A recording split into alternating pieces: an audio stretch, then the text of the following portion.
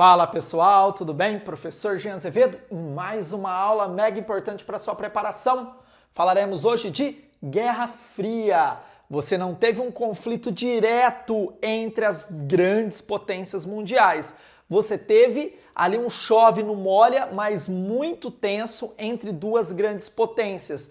De um lado os Estados Unidos e de outro lado a União Soviética. Mas antes de chegar nessa discussão, começaremos aqui dos Estados Nacionais. Primeiro ponto, Estados Nacionais são os países que possuem soberania. Então, nenhuma resolução de um organismo multilateral como a ONU, Organização das Nações Unidas, OMC, Organização Mundial do Comércio, FMI, Fundo Monetário Internacional, vão determinar ações desses estados nacionais.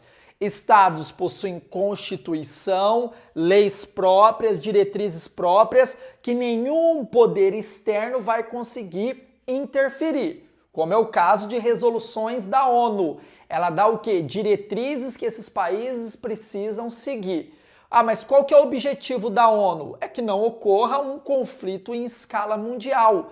Ela vai fazer uma espécie de gestão a partir da mediação desses conflitos. Quando eu falo da Organização Mundial do Comércio, é as questões econômicas. E o Fundo Monetário Internacional vai investir dinheiro nesses estados nacionais a fim que deles não entrarem aí em problemas econômicos, e problemas econômicos levam a sociais, políticos e possivelmente um conflito. Suave? Fora os blocos econômicos, tem a mesma característica, não vão interferir diretamente nos estados nacionais. Eles somente são relações econômicas entre países.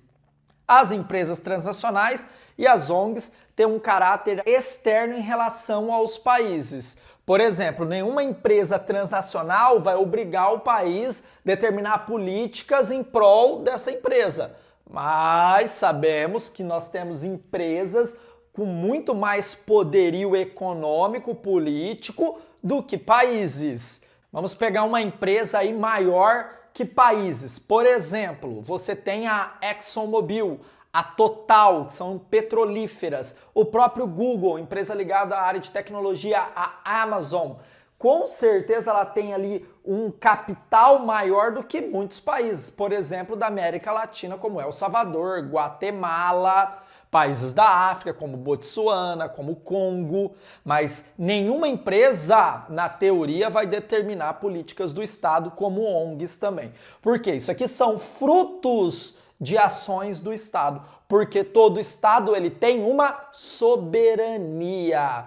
Historicamente, essas organizações aqui buscam a segurança, para aquilo que eu falei para vocês, para não ocorrer o quê? Uma guerra em escala mundial, como ocorreu na Primeira e na Segunda Guerra Mundial. Esses mecanismos aqui são de bloqueio, principalmente a Organização das Nações Unidas, a ONU. Aqui dentro da ONU você tem, por exemplo, o Conselho de Segurança, que são países que vão determinar ações de outros países, e até esses países podem realizar ações militares nesses países que estão total desacordo com as resoluções da ONU. Vou falar um pouquinho lá na frente, guarda aí. Antes da Segunda Guerra Mundial, a organização dos países era pluripolar. Você não tinha o quê? Um país mandando em tudo ou dois países mandando em tudo. Tá? Você tinha ali uma ação de imposição de um sobre o outro, mas não de domínio de determinadas áreas, impondo políticas, impondo diretrizes.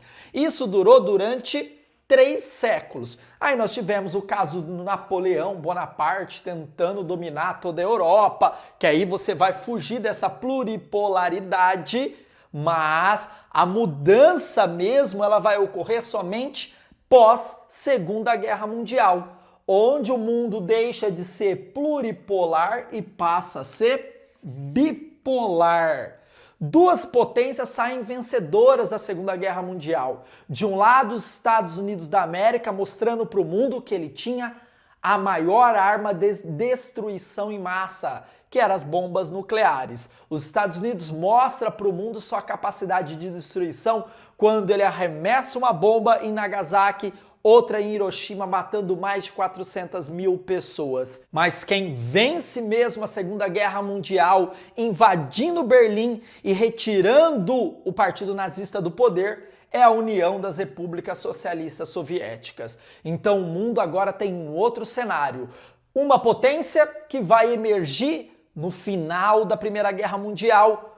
A União Soviética, na mesma vibe, lá a Revolução Socialista, a Revolução Russa, emergindo no poder os soviéticos, comandando toda uma grande área, impondo para essa região o regime socialista. E claro, os Estados Unidos traduz muito bem as características do regime capitalista. Então você tem duas visões de mundo diferentes, duas formas de se organizar economicamente diferentes, agora dominando o mundo nessa bipolaridade. Suave, tranquilo? A guerra se foi e aí começa o jogo geopolítico. Primeiro ponto, a divisão da Europa. A divisão da Europa ficou clara em dois momentos. Na construção do Muro de Berlim, que vocês vão entender quando eu falar da Conferência de Potsdam, e também a Cortina de Ferro, quando eu falar da Conferência de Yalta. Isso aqui é bem suave, tá? Se cair na prova, vai cair dessa forma aqui, ó, direto ao ponto, sem enrolação. Mas essa Guerra Fria, o nome já diz, fria, você não teve um embate direto entre essas duas grandes potências.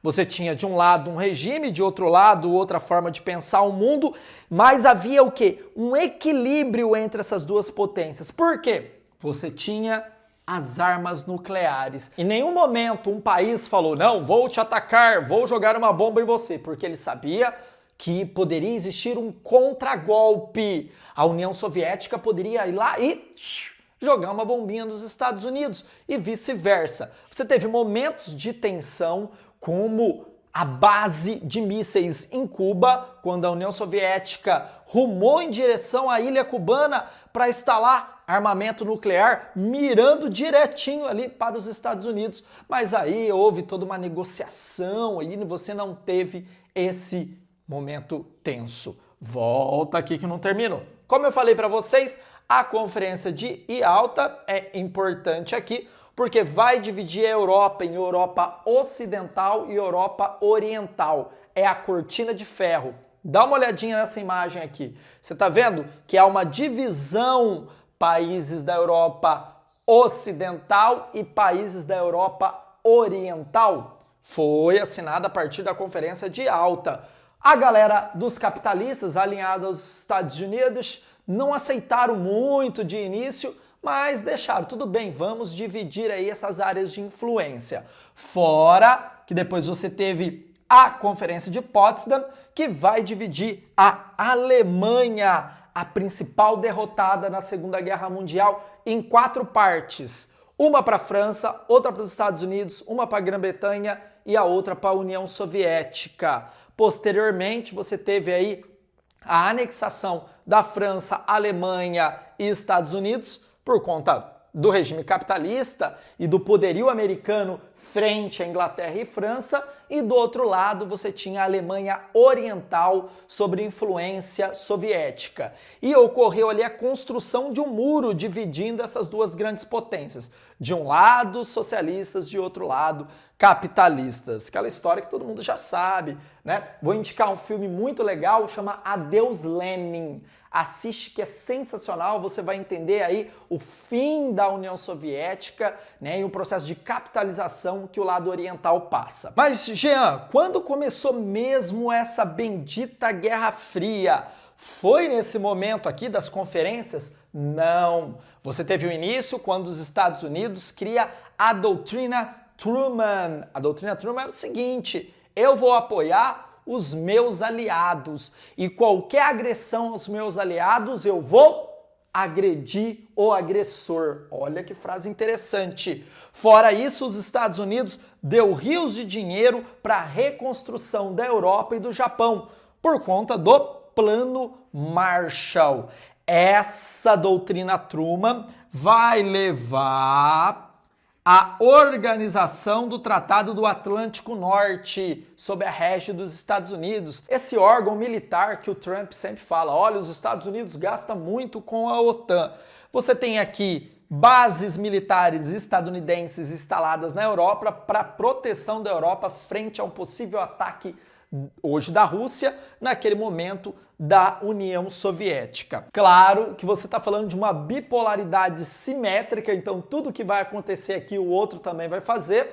Em contrapartida, o regime soviético vai organizar o Pacto de Varsóvia, que também é um órgão militar ligado aos países que apoiaram a União Soviética. E claro que a União Soviética era o bambambam ali, com um exército vermelho gigantesco, um dos exércitos mais poderosos do mundo. Por isso que dois carinhas se ferraram ao tentar invadir a União Soviética, Hitler e o Bonaparte. Suave até aí? Tranquilinho? Ó, para fechar, vamos fechar. Você tem estados nacionais soberanos. Então esses órgãos aqui são submetidos às diretrizes dos estados nacionais. A ideia é a segurança para que não ocorra uma guerra. O mundo antes da Segunda Guerra Mundial ele era pluripolar. Por 3 séculos. Começa a mudar lá como o Bonaparte quis invadir os países europeus. Mas vai ter uma mudança mesmo na Segunda Guerra Mundial. Bipolaridade, capitalismo, socialismo.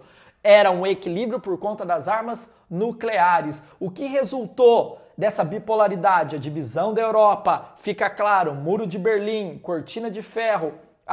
Quem instituiu isso? Conferência de Alta e Potsdam.